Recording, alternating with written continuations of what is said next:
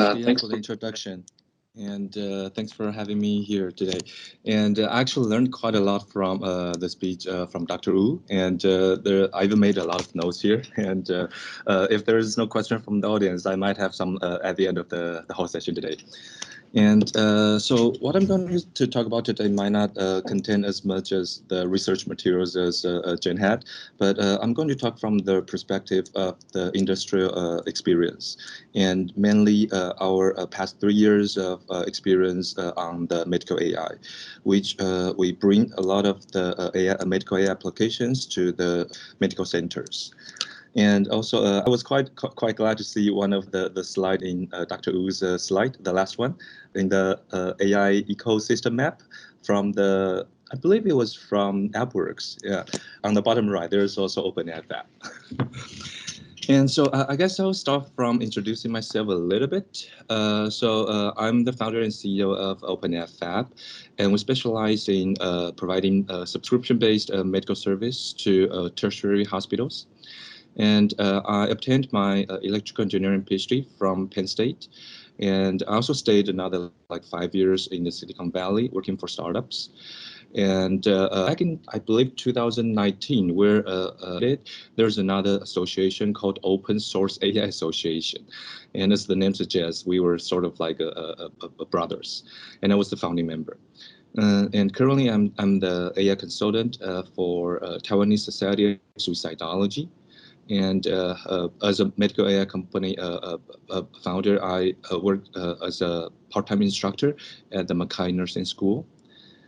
And some of my previous experience in other startup companies, I was the former CDO and chief data scientist in separate companies.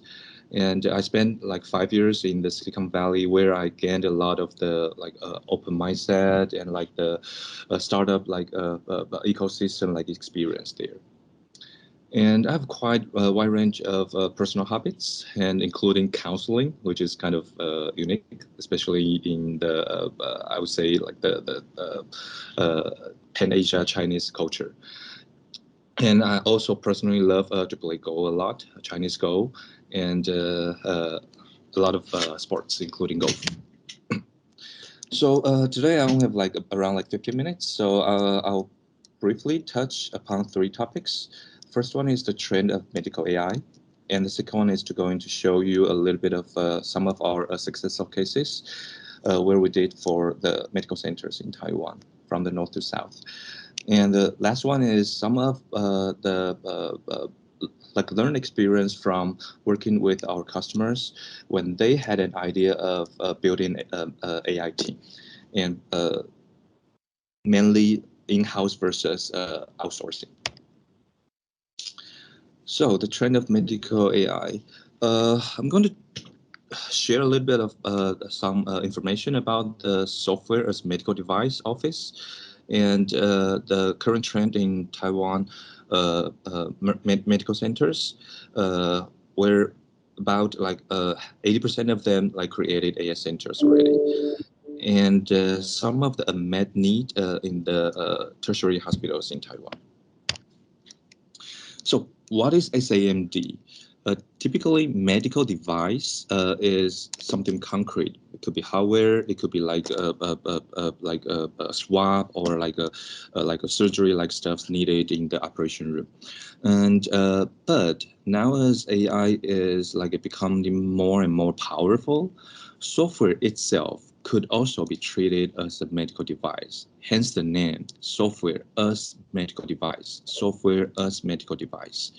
But as SAMD is a medical device, it also has to follow all the regulations that medical devices need to follow.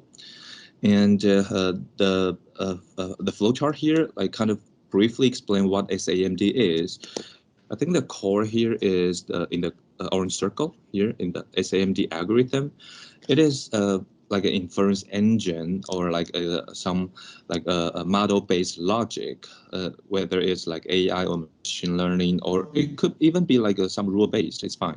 But the algorithm itself takes the inputs from the hospitals, including some of the lab results, medical images like X-ray, CTs, MRIs, or it could be also like the IVD instrument results, or even like from the like your Apple Watch.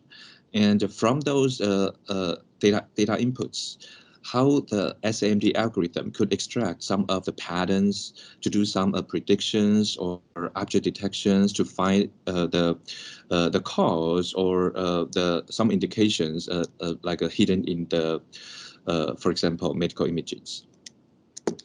And the purpose is to inform or drive or even diagnose or even further to treat some intended diseases. And when we talk about SAMD, since it's fairly new, I want to share some of the like news. It was like last year, but still fairly new. The medical device regulation in Taiwan was announced like a little over a year ago. It was on like May 1st, 2021. And what's the special, the uniqueness of is before this, the medical device regulations was considered as medicine. So it was part of the medical device regulation from Pharmaceutical Affairs Act. But as we know, medical device and medicines are different. And especially when we talk about software as medical device, such medical device is very different from medicines, from the pills, right? So that is one of the fundamental reasons that the medical device regulation has to be separate from the Pharmaceutical Affairs Act. And further, not only the new regulations, the TFDA, Taiwanese FDA, also created SAMD office. It is sort of like a commitment that TFDA is looking for to expedite and to embrace the trend of software as medical device. And in many Taiwan medical centers, AI centers are created. For example, this one is from the Southern Hospital, YEZ.one, and from the the only east medical center in the east, the Hualien Medical Center.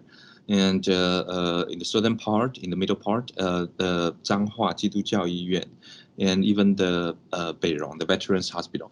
So this is just a few examples that these teaching hospitals already created AI centers inside their hospitals. It is a strong sign that the AI is going to be the future of the smart hospitals, and that is why teaching hospitals are trying to, like, fear of missing out, or whether it is FOMO or they foresee some of their they could their specific hospital has some like special like data, or maybe departments, or like a KOL in certain departments. They could be a pioneer in the medical AI industry. And so around 80% of the teaching hospitals created AI centers in Taiwan. This is really huge.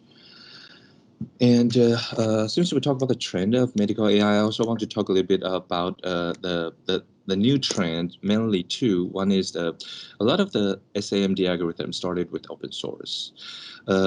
Some people may think that open source is, well, it's open, it's widely acceptable, and it's available to everyone. But really, when you talk about medical AI, when you talk about SAMD, you may start with open source, and you do want it. There's some benefit I will talk about later. But there is a huge hurdle to start from the open source medical AI. Open source AI, I would say. There are not a lot of medical AI algorithms already in the open source, but you start from the open source algorithms and you train them, and you kind of squeeze it and tailor it and customize it to your own medical AI applications. And why I say that open source algorithms might be helpful in the medical AI in the medical aspect is because of regulation. If you start with a software that is totally new, it means that when you go to the apply for the regulation, every single one of the line of code will be examined, and it has to follow to the standard of the medical device regulation. But on the other hand, if you retrain your model from a common backbone neural network, uh, then that part may be already validated from other medical regulations already. So what you need to do is only to validate your incremental part. And another trend is that I think maybe 3-4 years back, people always talk about big data, and only if you have big data, you can have uniqueness in your AI algorithm. And how large is your data? The larger, the better. But while the storage, while the computing power is huge now, the cost and the time that AI scientists need to spend on the big data is tremendous, meaning costly. So nowadays, the new trend for AI algorithm is to go from big data to small data, or a quote from Andrew Ng, he said, "Good data." It's a good quality data with sufficient size that is enough for your own AI application. And so the small data is the new trend. And I think another reason that small data is promoted now is that the algorithm part has been really, really good already. I mean, starting from 2016, where AlphaGo was announced, and the whole world becomes like a frenzy about AI or neural network. But over the past 5-6 years, the imaging algorithms really, really improved a lot. So I think the currently the new focus should be become, instead of AI algorithm itself, to become to lie in the data itself. And a point here is that I think that this also relates to what Dr. Wu mentioned. AI is not creating jobless situation, right? AI is not replacing doctors. It's just not possible, and at least not in the near future. I mean, doctors who knows AI may be able to replace who don't, but the AI itself, at least in the current AI capability, it is not. It's far, but there's a long, long way to go. But on the other hand, the human-machine collaboration is very important. How the AI, say, algorithm or system could collaborate with could collaborate with doctors is very important. Let's say this: if we want to interfere, how doctors perform in his daily life, it is going to even entrance is going to be a problem for adoptants. But on the other hand, if you kind of help the doctors and have AI become the second eye, or you help doctors maybe do some pre-filtering, and so that doctors could concentrate on the more complicated or new patients and new diseases. And the number of human-machine collaboration will increase the performance improvement of AI being adopted. And here I'm going to show two successful cases that we did. And one is cardiology AI. Here is left ventricular AI, and the other is the Da Vinci AI. And I'm going to quickly show a 1-minute video for all of you. So this is a demo that we did for the what's that called, medical technology, like a forum last year in December. And here we take the video image from the cardiologist, and simply, it's not moving. Okay, yeah. So on the left side, you can see that this is a X-ray video. So from this X-ray video, doctors could try to understand the level how a heartbeat works. and it takes about 20 to 30 minutes for an experienced doctor. But now with AI, you simply upload the DICOM video, and then within a minute, AI is doing like reading the whole videos for you, and then extract everything and find the diastole, systole, and then do the like a contour of it, and then find the ejection fraction for you automatically. So the whole thing like streamlines the whole process and saves time for the doctors. And second, it also finds some of the anomalies from the systole and diastole. Okay, and the second showcase here is the Da Vinci surgery. So here we use the medical imaging AI to read the Da Vinci videos for the doctors. So they kind of help the doctors see very tiny like organs, sometimes easy to be missed or like hidden from another like larger like organs in front. And AI could learn from the past videos and learn from experienced doctors, and then find the targeted organs. And the applications could start from like AI training for like medical college students, or like RN, R2 doctors, the young doctors. And later on, it could, when it gets matured, it could become like AI guided surgery. And the last one is how to build an AI team. And when A meets B, when AI meets business, and whether it's in-house or outsourcing. So I think back 3-4 years, Andrew posted an AI transformation playbook. I like that a lot, and this is one of his slides.